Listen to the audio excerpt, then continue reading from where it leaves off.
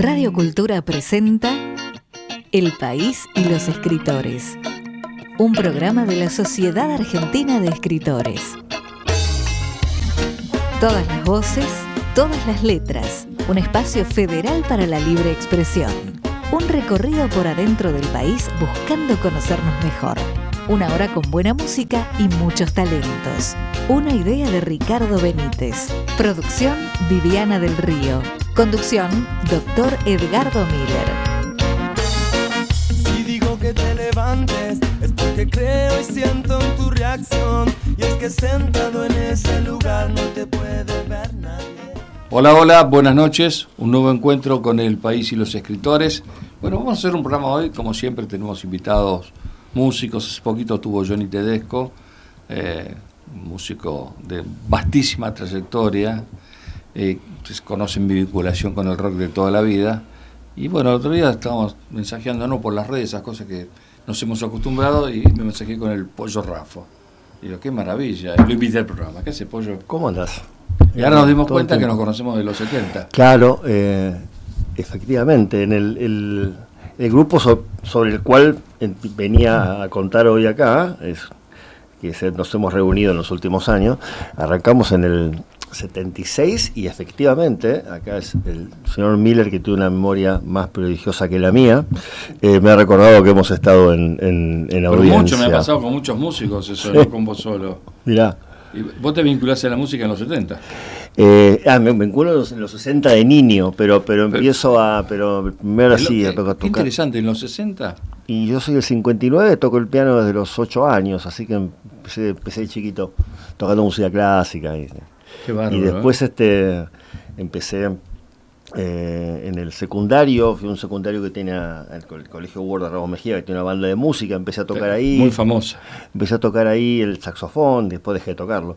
Y me vinculé bastante con la gente del barrio. Yo soy de Flores Caballito, digamos, pero...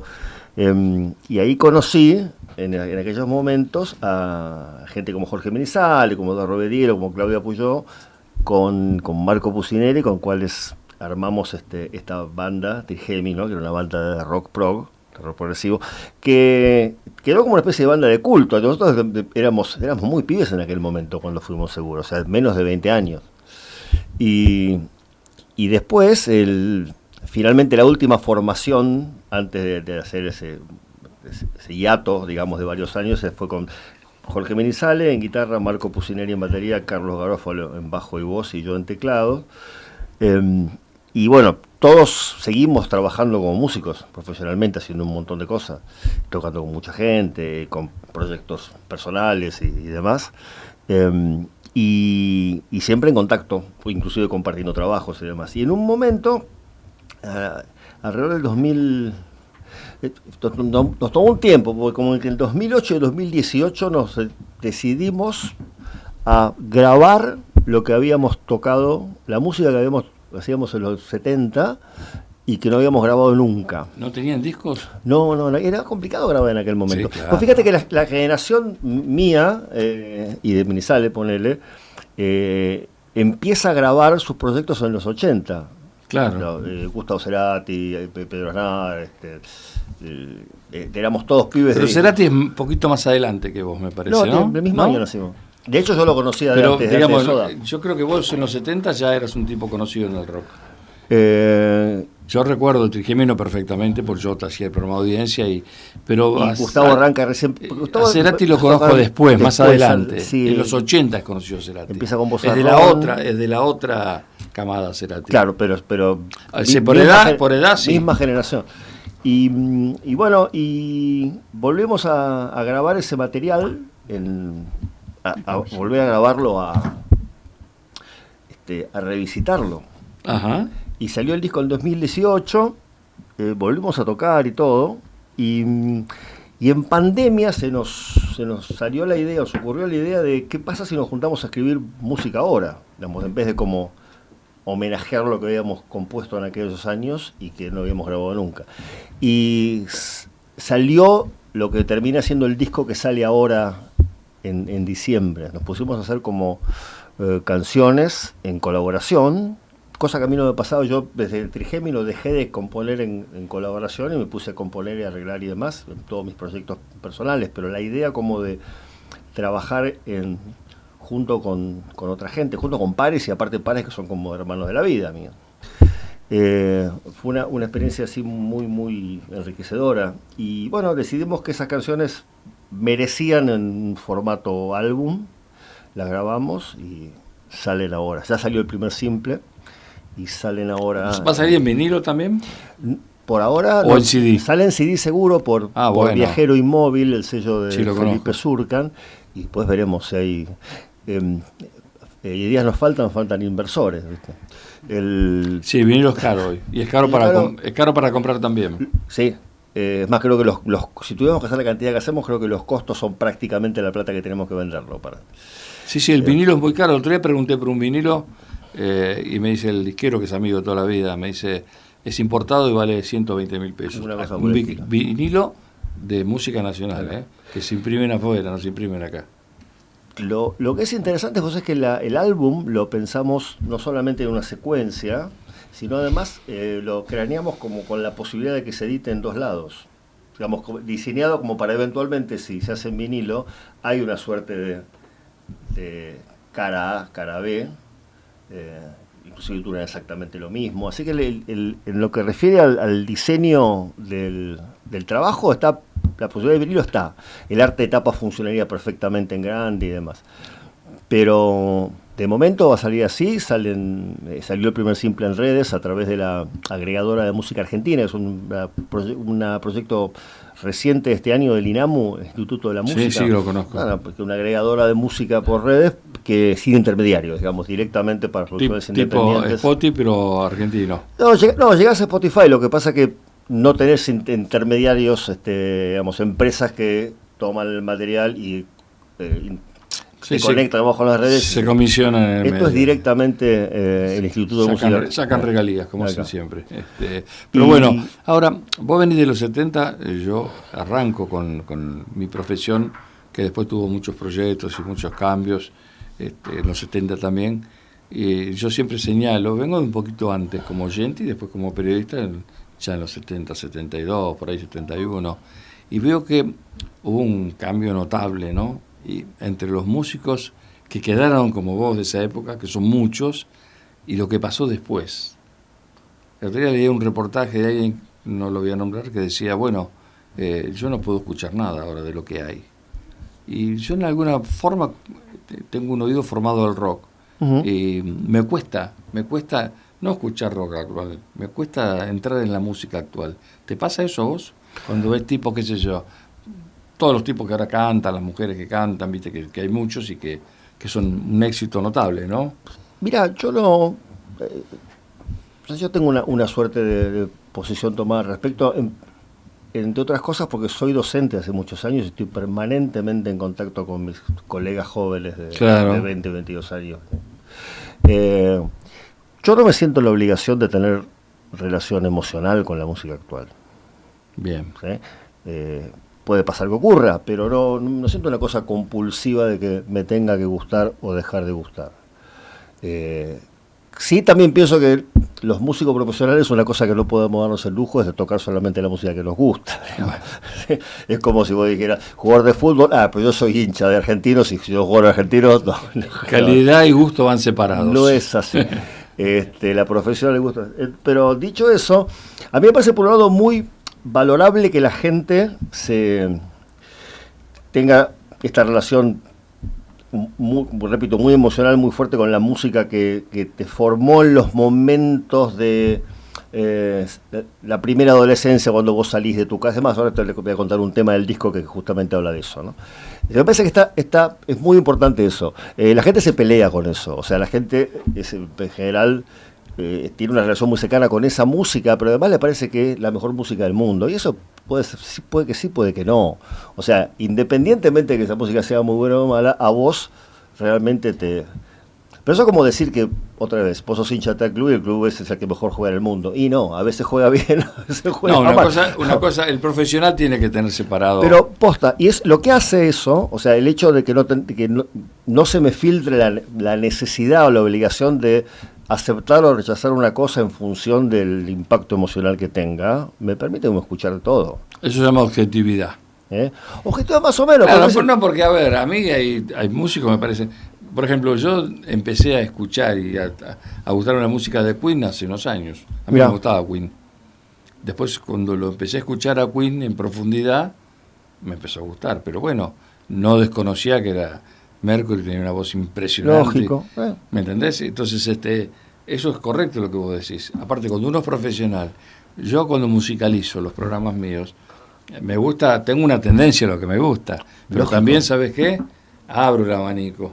Sí. Porque, a ver, hay una pluralidad de pensamientos, de gustos. No hay que ser sectario, en eso coincido con vos. No, tal cual. Por otra parte, y la otra cara de la moneda es la siguiente, y vuelvo a mi cuestión como docente de música.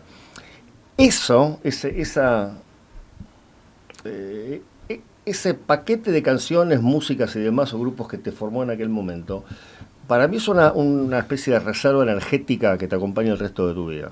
O sea, yo he hecho músicas muy diferentes de las que escuchaba cuando tenía esa edad. Pero yo sé que ahí está mi momento de Big Bang de músico. Y eso sí se lo transmito a los pibes. O sea, la música que a vos te cambió la vida cuando tenías 14, 15 años y después te dedicaste a la música por eso, después puede gustarte, puede no gustarte, puede crecer y hay gente que te diga eso, la música espantosa, pero para vos esa es tu chispa inicial. ¿Sí? ¿Y la tuya cuál fue? Bueno, justamente hablando de esto, porque es interesante porque después de casi 50 años de carrera vengo a hablar de literalmente eso, que escuchaba yo en el momento que... Claro, eso me interesa. Salí de mi casa, de tocar el piano en mi casa y dije, uy, ¿qué pasa? Bueno, eso fue el gran explosión de lo que era el rock progresivo británico, ¿sí? Que Trigéminos básicamente tiene mucho de eso, pero también la contrapartida acá. Yo empecé a salir, creo que todos mis compañeros de Trigéminos empezamos a escuchar música cuando lo que había, lo que sería el rock argentino, eran, digamos, la diáspora de Almendra. Claro.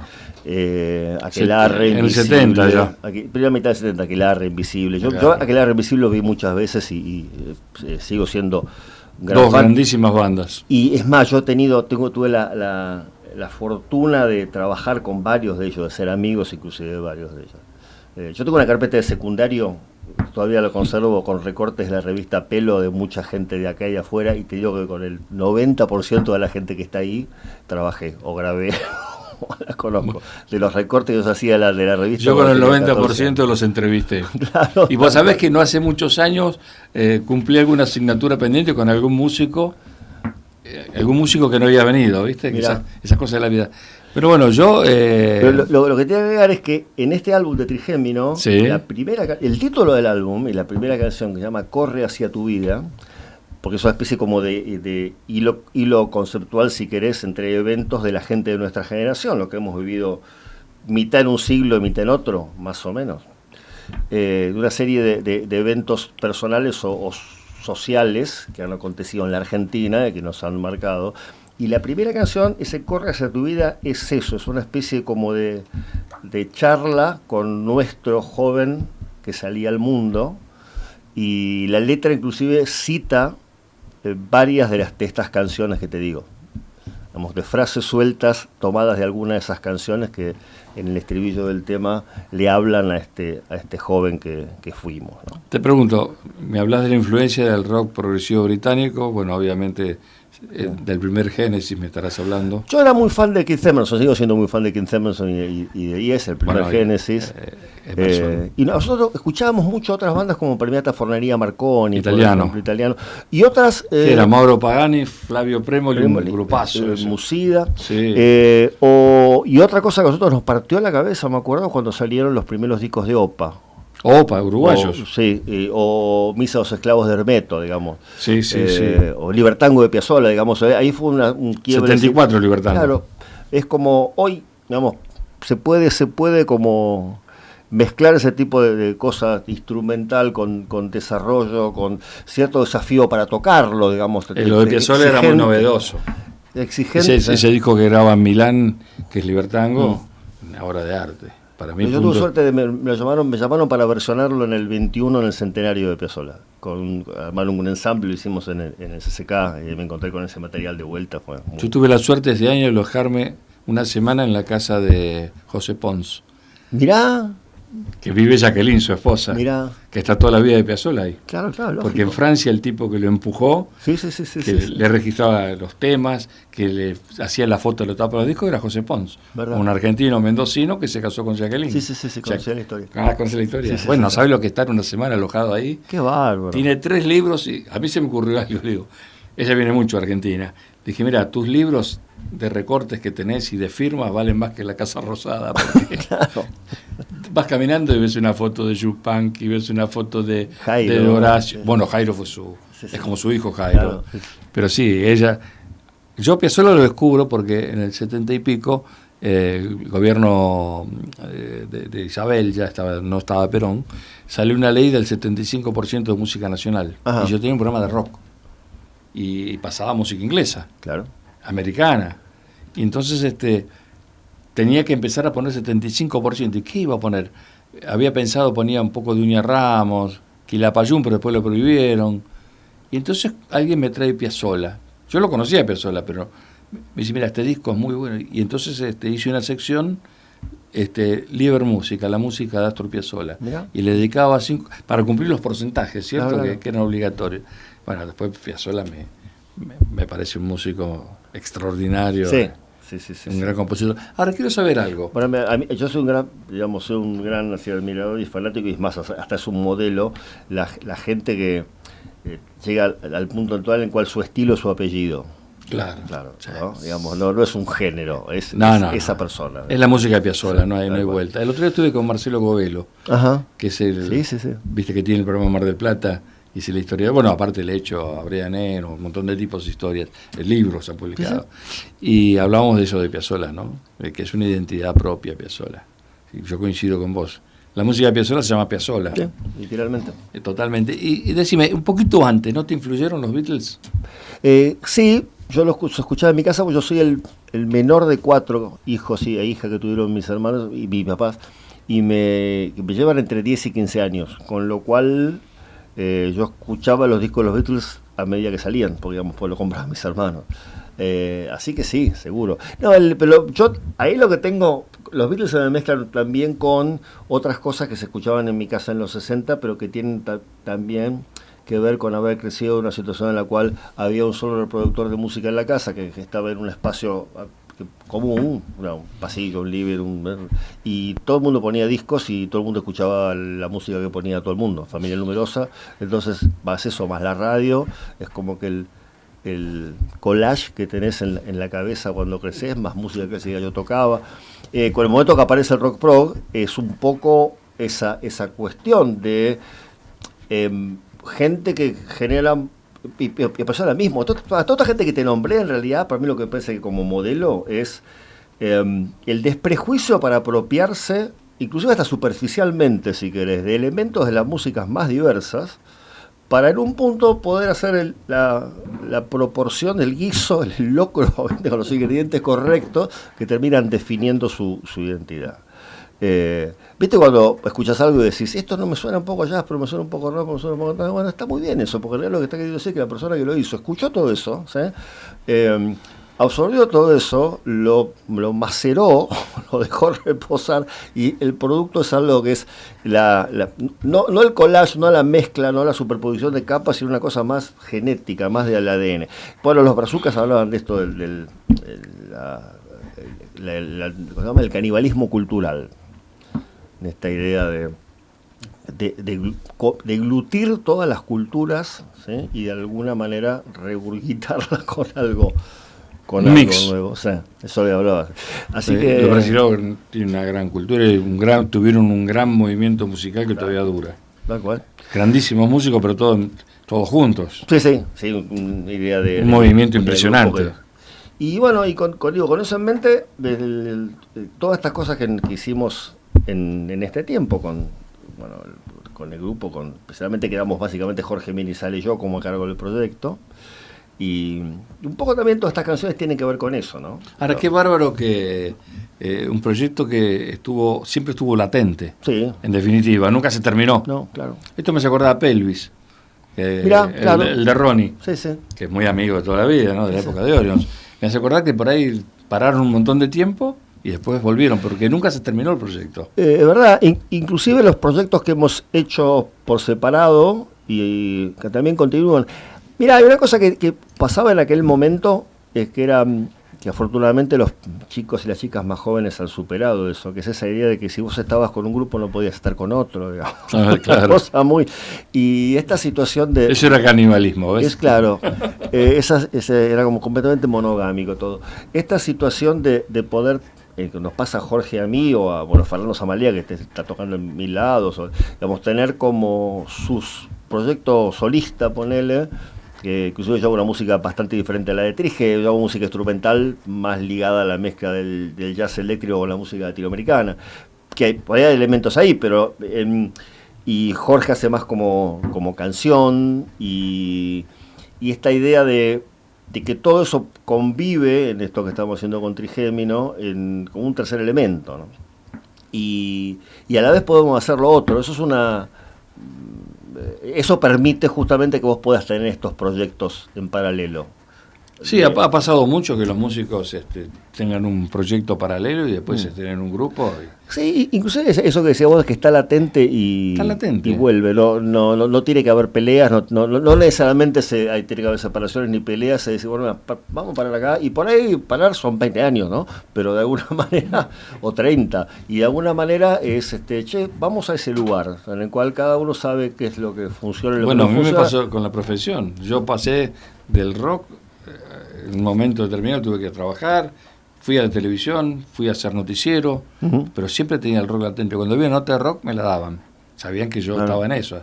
Y siempre tuve la idea y hace 10, 15 años volví a hacer programas de rock, porque fue mi origen está en la música.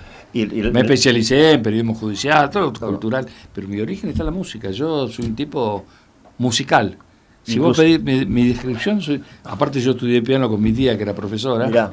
Y claro, tenía un Ortiz Cusó de 88 notas, me acuerdo, y la vieja me enseñaba, la hermana de mi papá, teoría solfeo. No, tenías que hacer primero la teoría y solfeo, y después tocar. Y después te dejaba un ratito en el piano. Claro, yo empecé a los 5 años. Así se enseñaba, bueno. Sí, tenías que rendir en el conservatorio. Sí. Era realmente cierto. Por eso yo nazco con la música, aparte de mi tía escuchaba a Tito Esquipa, por ejemplo. Ya. Y yo soy fanático de los tenores, fanático. Y mirá lo que son las cosas de la vida. Mi primer novio es una de las sopranos más famosas del mundo, que es argentino. Porque me deleitaba, me había quedado eso de pibe, de escuchar a mi tía, que mi tía lo acompañaba a Esquipa, tenía muy buena voz mi tía, y yo me quedó grabado, ¿viste? Es más, yo tengo discos de Tito Esquipa. Y tengo, Dino Lupati, tengo también varios discos. Yo escuchaba a Chopin, me encantaba Chopin. Pero después, bueno, me volqué al rock. Pero seguramente algo, o sea, seguramente algo de lo de Chopin está ahí también. Eso me parece que, o sea, no conviven todas esas cosas. O sea, uno va sumando capas. Me parece que eso es lo que termina pasando, digamos, ¿no? Que cualquier tipo de experiencia termina sumando. No es que uno va como ahora hago esto y abolés todo lo anterior y ese tipo de cosas. No. Nunca hay que renunciar a lo que uno hizo, porque fue un momento, tiempo y oportunidad que uno hacía eso. Seguro. Y está. Y parte de eso es, bueno, esto que te decía, que yo hablaba con mis estudiantes, o sea, volvé a ese pibe o esa piba. ¿No te sentís perdido? ¿No sabes qué escribir? Bueno, conectate con ese chico o esa chica que tenía 14, 15 años y dijo, yo me quiero dedicar a esto. Está perfecto. Ahí está. Ahí, y tu inconsciente va a encontrar que tenés que hacer. Vamos a hacer una pequeña pausa y en el instante el Pollo nos va a hablar de su disco con Trigémino. La verdad que es un placer tenerte, escucharte. Y yo decía siempre las asignaturas pendientes que te quedan, ¿viste? No sé, a mí una asignatura hubiera sido reportero a McCartney. Bueno, todavía tenemos unos años. No, tuve cerca, pero me habían conseguido la entrevista, pero tenía que viajar a Inglaterra. Hablé con Stuart Mill, que era el manager. Pero, por ejemplo, yo hice la única que se le hizo a Ravi Shankar en la Argentina, el músico. No sabía eso. En el 76. Ajá. Eso para mí fue o le hice a Corea, por ejemplo. Hice un montón de tipos que, ¿viste? Pero para mí haber hecho un Beatle hubiera sido algo, ¿viste? Claro. Como haber hecho un Stone también, ¿no? Corea yo tuve oportunidad de hablar alguna vez, y más allá de que soy un gran fan de su música, ahí ves la claridad del tipo. Corea es un ejemplo grande de esto que te decía. El tipo compone como un niño que está jugando. ¿Sabes lo que hizo? Corea tenía una cartera, hace el recital en obras, y me citan para la entrevista en el hotel, ¿no? Y bueno, a propósito, voy al hotel con traductor, y entonces hacemos la nota, y Corea tenía una carterita y saca un cassette de Años Claros, uno de los trabajos que había hecho cuando vino acá, y me lo da así todo temeroso y me dice, si usted se anima, páselo en la radio. Chico, que había venido con Patitucci, sonaba como... Sí, la electribanza. Pero digo, qué sé yo, por ahí uno son cuestiones que uno tiene, no sé, son deseos profesionales que a veces no se cumplen. Uh-huh. Y a veces sí. Hacemos una pausa, pequeña pausa, estamos conversando con el Pollo. Rafa se llama Juan, pero decime Pollo, dice. Pausa y en instantes continuamos con este capítulo. Usted.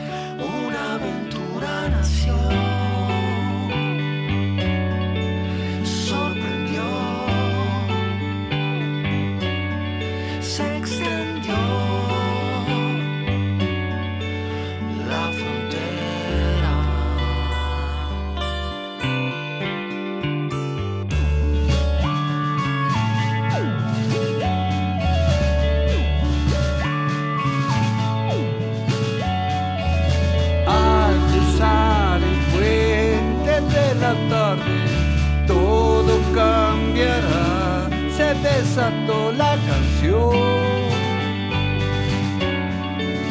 te llamó la emoción.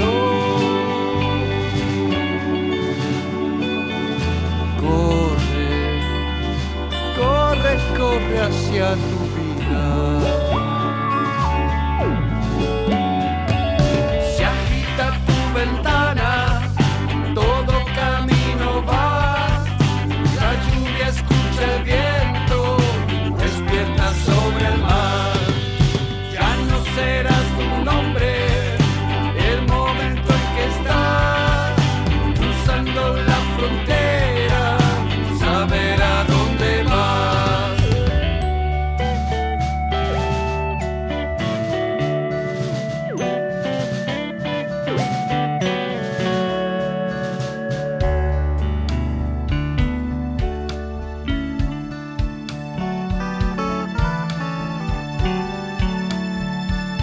Días de coraje, noches de ilusión, con el atuendo de ser, conocer, renacer. Corre, corre, corre hacia tu vida. Se agita tu ventana, todo camino va.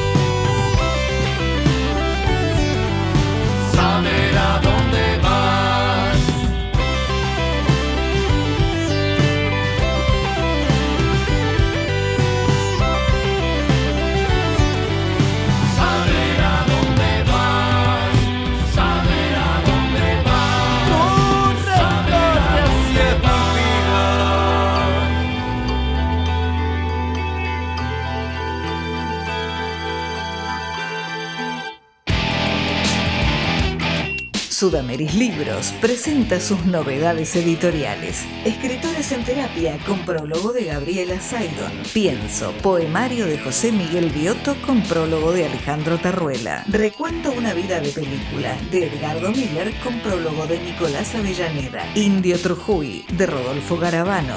Veo, poemario de José Miguel Biotto con prólogo de Antonio Las Heras. En venta en Mercado Libre y en todas las buenas librerías del país. Patagonia Rebelde Digital, el periódico de la provincia de Buenos Aires, ahora en la web, política, economía, temas judiciales, noticias policiales y el suplemento Arte y Cultura, en www.patagoniarebeldedigital.com.ar. Escriben Dr. Antonio Las Heras, Eduardo Sanguinetti, Andrea Frutero, Carlos Paceño y los más prestigiosos periodistas argentinos. www.patagoniarebeldedigital.com.ar. Dirige Dr. Edgardo Miller. Sudameris Libros presenta el nuevo libro de José Miguel Biotto, Pienso, con prólogo de Alejandro Tarruela, en venta a través de Mercado Libre y en todas las buenas librerías del país. Jubileo, la trama secreta. Uno de los casos más enigmáticos de la historia policial argentina. Una desaparición llena de interrogantes y pistas falsas. Jubileo, la trama secreta, de Ricardo Filiguera. Una edición de Sudameris Libros. En venta en todas las librerías del país y Mercado Libre. Seguimos compartiendo este capítulo con el Pollo Raffo, músico de trayectoria vastísima, muy abierto. Me gusta que tenés una pluralidad de ideas respecto a la música y a las sensaciones de la música, porque coincido como un poco que en los 70 no era tan fácil. Era como que estaba la cosa media partida entre la música comercial, ¿te acordás? Sí. El que era músico comercial. Después eran amigos. Sí. Porque yo Tedesco era muy amigo de Gaby, si tocan juntos. Pero era como que el público no aceptaba eso, ¿cierto? Bueno, sigue pasando, digamos, todos nos llegan en las redes, básicamente controversia de gente que está muy convencida de sus opiniones y piensa que todo el mundo tiene que saberlas, y no tolera opiniones de otra gente. Hay algo de eso, vuelvo a leer, en uno de los temas del disco nuevo justamente. Hablemos del disco. ¿Cuándo lo empiezan a grabar? En la pandemia, 2020 empezamos con la premisa de intercambiar fragmentos de música que tuviéramos. O sea, la premisa que tuvimos con Jorge Menizali y con Carlos Garófalo, que después se fue el proyecto, pero compusimos entre los tres, fue que nadie apareciera con un tema o una canción completa. Que todos tuviéramos como fragmentos de música o intercambiáramos fragmentos de música y tuviéramos como devoluciones y idas y vueltas. Yo afortunadamente siempre guardo cosas. Yo me parece que cuando con cierta rutina me pongo a escribir, música o textos menos, pero a escribir o a grabar o lo que sea, entonces siempre tengo como archivos de ideas cortas a las cuales, porque si no me sirve este disco por ahí el que viene. Entonces empecé como a pasar eso, sí volvió y se generó empezó como a tomar forma. Y empezó a tomar forma esto que te decía, como que llegar entre nosotros tres en aquel momento al punto trigémeno, llamémosle. ¿Por qué trigémeno? A ver. No, es muy simple, éramos tres cuando empezamos. Después, no tiene mucha vuelta. No. Era científico. No, teníamos. Después, después creo que alguna vez nos hicieron una nota, no sé si en la Expreso, decía el potente nervio del rock. Trigémeno. El potente nervio del rock. Acá se nos habitué Claudio Kleiman y Alfredo Rosso. Sí, por grandes amigos. Ellos nos hicieron muchas notas en el Expreso. Claudio está tocando ahora. Sí. Y Alfredo empezó conmigo en la radio, en audiencia. Mira, claro. Y viene acá y es el único colega que yo le permito que viene con la música. Porque cuando él vino a la radio, recién salía del servicio militar, claro, y vino con un disco de Peter Hamill bajo el brazo. Y me dice, yo vengo si lo podés pasar. Y ahí empezó a lograr conmigo. Y después una carrera bárbara. Sí, yo Alfredo. los veo seguidos a los dos. Dos tipazos. Sí, dos tipazos. Y a Pipo también lo sé. Bueno, Pipo fue declarado ciudadano ilustre. Sí. No pude ir, estaba afuera yo, pero tipazo Pipo también. Estuvo en el programa hace poco. Mirá, Pipo. Pero bueno, contame. Entonces, no, entonces el disco se llama ¿cómo? Se llama Corre hacia tu vida. Bien. Y son 8 temas, ¿no? Y están un poco siguiendo un orden preciso, si querés, o determinado, que son 8 episodios que recorren la vida de nuestra generación, en este lado del mundo, no la vida de la generación en el Club Med acá en Argentina, Buenos Aires. O sea, gente que hemos vivido más o menos unos 40 años en el siglo XX y viviremos otros 40 años más en el siglo XXI, más o menos. Entonces, ¿por qué no 60? Porque no 60, está aquí. Y entonces está organizado un poco así. Arranca con Corre hacia tu vida, que es esta canción que te decía de que le habla a ese joven que está saliendo al mundo. Después hay la segunda canción, se llama El Cuarto Gol, tiene que ver con la dictadura, y es una canción que cuenta una historia que no me pasó, pero me pudo haber pasado a mí. La historia, te la describo. La historia es la historia de un muchacho que está haciendo el servicio militar de guardia en un hangar aeronaval, y que en un momento lo relevan de la guardia momentáneamente para que no vea cómo embarcar un vuelo. Y en ese momento la radio está repitiendo el cuarto gol de Luqui a Perú. Duro, ¿eh? Sí, bueno, yo estaba en ese lugar en ese momento, y no me pasó esto, pero me pudo ver. Me hizo acordar la historia del hermano del batero de Luis Otero. ¿Lo conociste? Sí, pero era soldado en la época de la Guerra de Malvinas y estaba en el General Belgrano, en el buque. Ajá. Y entonces le pide que un colega lo reemplace porque tenía frío, va a bajar un mate cocido en el momento que torpedean. Ay. Y él se salva y el colega muere. Ay, Dios. O sea, una historia no tiene que ver con la política, pero tiene que ver lo que vos... Sí, bueno, un tema duro ese. Sí, pero fue una especie de inspiración de que... ¿Dónde le hiciste el servicio militar? En la aviación naval de la Marina de Macera. ¿En Punta Indio? No, en Ezeiza. Porque los vuelos salían de Punta Indio la mayoría, ¿no? Sí, pero salía de todos lados. Pero Punta Indio tenía... Y sí, porque aparte ahí esté más aislado y demás. Pero por eso los cadáveres muchas veces aparecieron en Santa Teresita. Claro, en lo que era el municipio de la costa. Claro. Eso, en el 78 justamente así. Así que bueno, después viene un tema que se llama Cosecha, que es un poco la salida de eso, ¿no? Que es el tema optimista del disco. Tiene que ver con muy metafóricamente, digamos, los textos nuestros son como... Digamos, nos quedamos escuchando esas letras, las de Luis o las de Emilio, digamos. Ay, por Dios. Qué sé yo, tratamos dentro de lo posible de no ser directos y obvios. Y Charlie también era... También, absolutamente. También, sí. Con este presidente se hubiera llevado, si era el momento cumbre de Charlie, se hubiera llevado muy mal. Tal cual. Bueno, se va bien con Méndez, digamos. Pero Méndez, lo que pasa es que era un personaje simpático. Nunca no agraviaba a los periodistas, nada.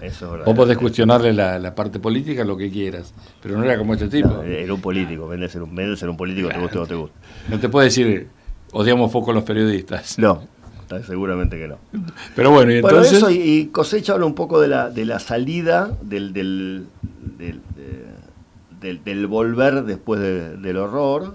Después hay un tema que se llama Luz Ausente, que en un principio lo pensamos como una canción hablando un poco de cosas que nos ha pasado casi todos del grupo, de tener familiares mayores con problemas cognitivos, con demencia senil, con Alzheimer. Dijimos que esa idea, una canción que habla sobre alguien que está presente pero se está yendo, pero también nos pareció que después de un tema que hablara de la salida de la dictadura, el hablar de las ausencias tenía que ver, digamos, en ese contexto. Después hay un tema que se llama Suma Cero, que muy así, lateralmente narra los estallidos del 2001 un poco. Tiene como una cuestión de una especie de estructura en 3 secciones, donde es bastante violento al principio, tiene un interludio que remite un poco a la idea del año 2001, pero visto desde la óptica Kubrick, si querés, y después vuelve al recopila un poco la historia también de lo que nos pasó, por lo que veo. Tal cual. No, digamos, Por lo menos esos temas. los episodios que te contaba no eran personales en realidad, No. eran un poco eso y un poco cosas que han pasado. El tema que sigue es un tema que va a ser el segundo simple, el primero que salió ayer es Corre hacia tu vida, el segundo simple sale el miércoles que viene, se llama El mensajero del atardecer y tiene que ver con la desinformación mediática. O sea, el mensajero del atardecer es el tipo del noticiero que te trae las noticias de que está todo mal, siempre. Bueno, un gran director de un medio que yo estuve viviendo un año en una provincia, en Catamarca, y me decía algo muy interesante. Este diario siempre es opositor. ¿Por qué es opositor? ¿No te gustan? No, si el negocio es ser opositor. Claro, muy bien, la tenía clarísima. O sea, la línea editorial, el tipo que apoyaban como opositor cuando subía al mandato, ¿Sí? ya estaba, claro, sí. Estaba. Y se pasa que la televisión, yo tengo 10 años de noticiero de televisión, un noticiero que hacíamos 40 puntos, 9 días hacíamos 40 puntos. Pero ¿sabés qué tiene? Los noticieros actuales, incluyo 9 diario, eran un show de noticias, ¿sí? Sí. Entonces se nutrían de hechos reales que vos acomodabas de acuerdo a lo que pedía la producción. Qué sé yo, hay técnica para que un tipo que lo está reporteando y le pasó una tragedia lo haga llorar. Hay técnica para hacer eso, Sí. ¿me entendés? Entonces, yo siempre digo, muchachos, de lo que dicen en la televisión crean el 40, como mucho 50%, no crean más. Si yo hoy veo como se informa, como inclusive hoy es muy alevoso los operativos que hay en este momento. No, y además los medios han pasado a ser corporaciones muy grandes y hay intereses que van más allá de la idea del medio. No existe más el medio que yo empecé, que yo trabajé, no existe más. El medio como pyme, digamos. No existe No más. existe. No, vos fíjate que, por ejemplo, el caso Tapia, que entonces está sucediendo ahora en estos días. Tapia, presidente de la AFA, se le termina el contrato a Clarín con TIC, con el fútbol de Nacional B y Primera B, y como no se lo renuevan, sale un ejército de periodistas encolumnados para destruir la Tapia. Claro, clarísimo. Para eso son los medios. Entonces, no puedes tener buena información. No hay información. No. Son operaciones políticas Todo el todas. tiempo. No encontrás la pureza de la noticia. Un poco de eso, ese es el tema del mensajero del atardecer. Y es una verdad. Y luego de eso viene una pieza que queda la más larga, que se llama Tu pesadilla gira, que habla un poco de bueno, quizás una especie de consecuencia del otro. Sin decir quiénes son, porque tampoco son muy precisos, hay como 2 o 3 personajes que están en disputa violenta unos con otros, ¿no? Son todos los tres, los temas.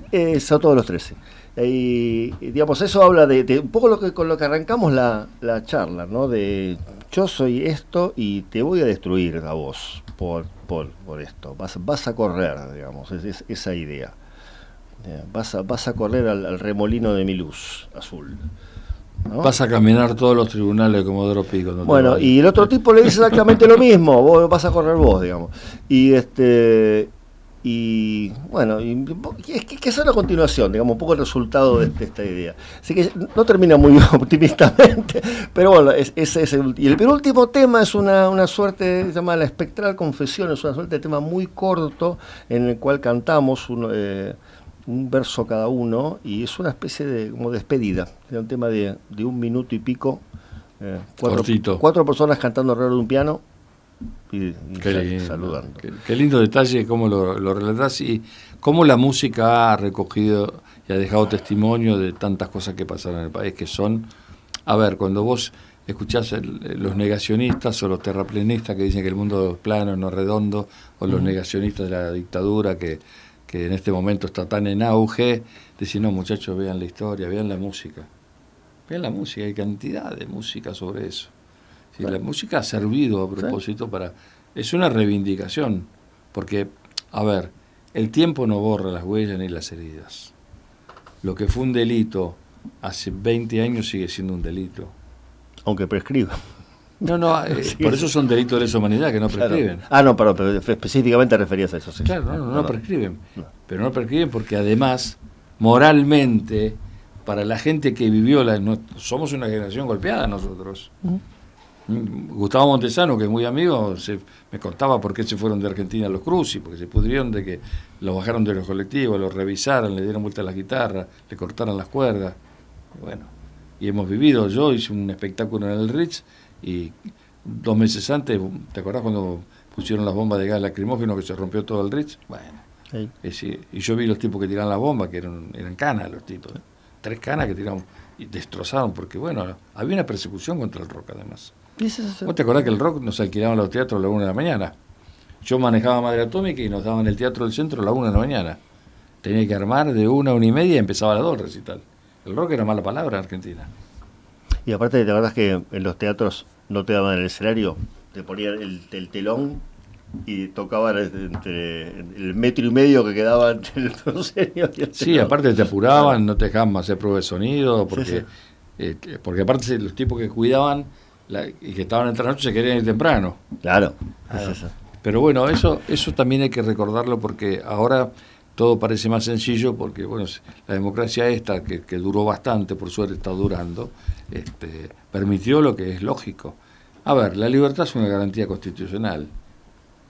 Que un gobierno te diga que hay libertad es lo lógico y lo natural. Sí, es verdad, tal cual. No hace ningún mérito el que hace las cosas bien. Si mirá, este tipo de gobierno no robó, robar está mal. Uh-huh. Y no tener gestión en un gobierno está mal. Tener gestión es normal. Vos sos músico, te contratan para tocar el piano. ¿Qué tenés que hacer? Tocar el piano. Sí, tocar. Y eso es lo que en la Argentina yo veo que a ver, este movimiento nuevo de gente que piensa distinto. Yo no discuto con los que piensan distinto, pero que piensen dentro de lo que es la realidad de lo que vivió la Argentina. Vos no podés excluirte de todo lo que pasó acá, porque hubo muertos, no sé si 15.000, 30.000 o 50, no sé cuántos. No importa la cantidad, pero sí importa lo que pasó en Argentina. Bueno, también un desinterés también por saber qué pasó. Y ¿te parece? Sí, ¿no? Está en promedio, digamos. De todo, qué sé yo. Yo tampoco quiero creer en el cliché, digamos, de las nuevas generaciones no saben lo que pasó antes, porque también eso es un estereotipo. Está parejo, pero bueno, no sé. Yo tiendo a ser como optimista al final y tiendo a pensar que hay tipo de cosas que nos pasan a nosotros, uno las ve muy amplificadas porque nos tocó en un periodo de nuestra vida que para nosotros es enorme, pero en realidad la historia es nada. No, es un pedacito de la vida. Uno tiende a pensar, bueno, el 100% de vida, y no sé si para vos es el 100%, para lo que sería la historia social. No es nada. Sí, ¿qué esperan del disco? Bueno, vamos a estar... Porque yo digo disco todavía, está bien. No, es que es un disco, es un álbum. Bueno, esto que te cuento se nace de la necesidad de pensar el disco, álbum, o como quieras llamarlo, como una secuencia de canciones con un orden determinado y no como un montón de temas sueltos. O sea, nosotros venimos de esa idea del álbum como ponerle una hora de música. ¿Cuánto dura una hora? Más o menos. Está bien. Para mí una hora de música es como entre 40 y una hora es el... que diga el tiempo de atención que vos podés pedir que alguien, si lo quiere hacer, se puede sentar a escucharlo. Digamos. 45 minutos es el tiempo mínimo contemplado, ¿no? Digamos, después puede haber la variación, depende de lo que sea, pero las clases tendrían que duran 45 minutos, vos que sos profesor. Tal cual, es eso. Digamos un cortometraje, por pero a veces el tema es tan interesante que te podés pasar 3 horas. Bien, me pasa y me ha pasado como estudiante y como docente. Pero entonces decía, este disco que va a salir finalmente el 19 de diciembre, o sea, salió el primer simple en plataformas ayer, el miércoles que viene sale el segundo, que es El Mensajero del Atardecer, el 19 sale el disco físico, y el 20 vamos a estar celebrando la salida con el grupo actual, que fue el que grabó, que son Jorge Minizale en guitarras y voces, Fernando Zamalea en batería, Héctor Cote Conrado en voz, Lalo Calelo en bajo y yo en teclados y voces.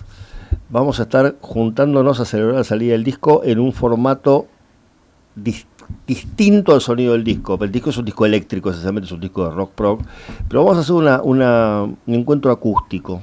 Ah, qué lindo. En un lugar muy chiquito que se llama Cuerda Mecánica, que no sé la dirección exacta, es en la calle Juramento, que es Juramento y Álvarez Tomás, pero... Sí, Villorquiza. Villorquiza, no me acuerdo del hermoso lugar, que tiene un auditorio muy pequeño, muy bonito, con un lindo piano. Vamos a hacer disponernos medio living con las sillas alrededor nuestro y ahí lo que va a ver vas a escuchar piano, 2 guitarras acústicas, 3 voces y percusión. Y si puedo voy, porque me va a encantar. No? Lo acústico me gusta. Pero la idea era esa, vamos a presentar el disco eléctrico el año que viene, que además es el 50 de Trigemio el año que viene. 50, claro. 75, 76. Claro. Pero esta vez vamos a hacerlo. Es más, casi tiene como te estoy contando ahora, estoy contando a ustedes de que vienen los temas, posiblemente hagamos algo así. Hablemos un poco de los temas y los toquemos. Bien coloquial. Los toquemos, pero casi sin amplificar, te diría, el volumen de piano, 2 guitarras y voces. Bueno, son encuentros tipo familiares bellísimos. Viste, son como cuando te juntás con los amigos, los músicos, y empiezan las guitarreadas que salen. Sí, un y poco te acordás tal tema y lo podés cantar, y el tipo agarra la viola, sí, pero no me acuerdo la letra, y es una maravilla. Un poco eso. Es más, hasta creo que vamos a hacer revolucionar algunos de los temas que nos marcaron en aquella época también. Sí, qué maravilla. O sea que bueno, tenemos un disco, una presentación para el 20 de diciembre, una presentación con el grupo eléctrico en 2026, celebrando el 50 de Trigemio. Bien, eso y un simple que ya salió. Y ¿eso para cuándo será? La fecha concreta... No la tenés todavía. No, sí, sé la fecha del aniversario, que es el 7 de mayo. Ese día fue el primer, del 76 fue el primer. ¿Y dónde fue? En el colegio el Juan 23 de Ramos Mejía. Claro, hay muchos músicos de Ramos. El oeste está la JITE, ya lo dijo Ricardo Moyo hace muchos años. Claro. Yo iba al sótano de Aedo, donde ensayaba MAM. Yo también. Sí. Yo tengo más relación con Omar, claro, que con Ricardo. Porque Omar lo seguí viendo. Bueno, nosotros con los Trigéminos somos un poco menores que ellos, pero los 2 grupos del oeste... pero Ricardo, que tiene 60 y pico también. Tiene 3 más que yo, creo. 68, 69, sí. Omar es más grande. No, Omar tiene 70 y pico. Los grupos que los apadrinaron en aquel momento, mirá, eran del oeste, eran los MAM, sí, los Vivencia y el Reloj. Que eran... nosotros hicimos el Luna Park con Trigémino en el 76 y me acuerdo que Luis Valenti me prestó el Hammond que tenía él. Y yo tenía... El primer Hammond que hubo en el rock fue ese. Por ahí el de... Ese fue el que se les rompió en el accidente. Claro. Por ahí el de Cutaya es anterior, pero ¿Te parece que el de Cutaya es anterior? Puede ser, no sé, andás a ver. No, pero sí. Pero el de Reloj, como se hizo una banda muy conocida. Sí, pero aparte la situación era esta. Yo no sé cómo conocí el contacto con ellos. Íbamos a tocar en el Luna Park juntos. Ellos eran de San Justo. Yo era de San Justo, pero en Placita del Cañón. Y me acuerdo que conseguí el teléfono y como ofreció prestármelo, o a través de Ricardo, que Moyo, que nos conocía a los dos. El tema es que el tipo dijo, vení a casa a probarlo. O sea... Y yo me fui a los 15 años a la sala de ensayo del Reloj, que era gente de 10 años más grande que yo, a probar un instrumento que era como si me diera una Ferrari, ¿viste? Una cosa así. Un Hammond. Claro.